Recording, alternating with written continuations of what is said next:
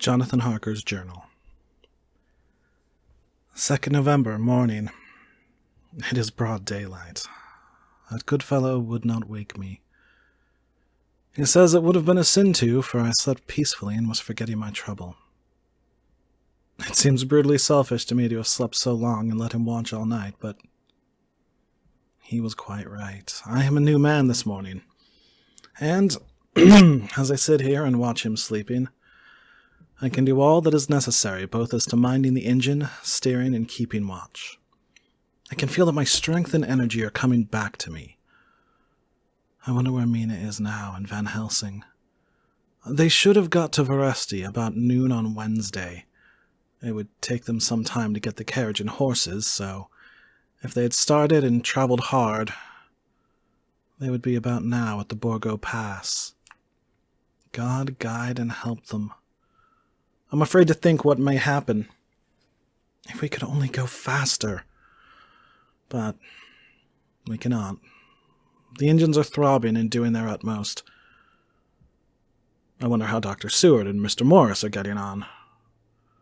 There seem to be endless streams running down the mountains into this river, but as none of them are very large, at present at all events, though they are terrible, doubtless in winter and when the snow melts, the horsemen may not have met much obstruction. I hope that before we get to Straspa, we may see them. For if by that time we have not overtaken the Count, it may be necessary to take counsel together what to do next. Dr. Seward's Diary. 2nd November. 3 days on the road. No news and no time to write it if there had been, for every moment is precious. We have had only the rest needful for the horses, but we are both bearing it wonderfully. Those adventurous days of ours are turning up useful.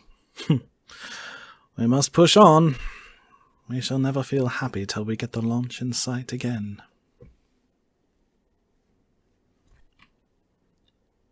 Mina Harker's Journal.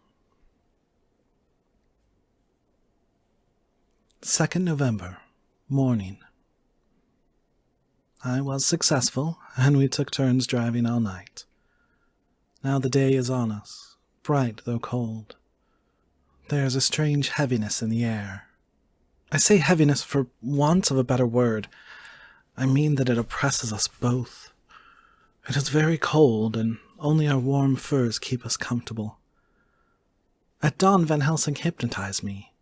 He says I answered, darkness, creaking wood, and roaring water. So the river is changing as I ascend. I do hope that my darling will not run any chance of danger, more than need be, but we are in God's hands. 2nd November, night. All day long driving. The country gets wilder as we go, and the great spurs of the Carpathians, which at Veresti seem so far from us and so low on the horizon, now seem to gather round us and tower in front. We both seem in good spirits. I think we make an effort each to cheer the other. In the doing so, we cheer ourselves. Dr. Van Helsing says that by morning we shall reach the Borgo Pass. The houses are very few here now, and the professor says that the last horse we got will have to go on with us, as we may not be able to change. He got 2 in addition to the 2 we changed, so that now we have a rude 4 in hand. The dear horses are patient and good, and they give us no trouble. We are not worried with other travelers, and so even I can drive. We shall get to the pass in daylight. We do not want to arrive before, so we take it easy and have each a long rest in turn. Oh, what will tomorrow bring to us?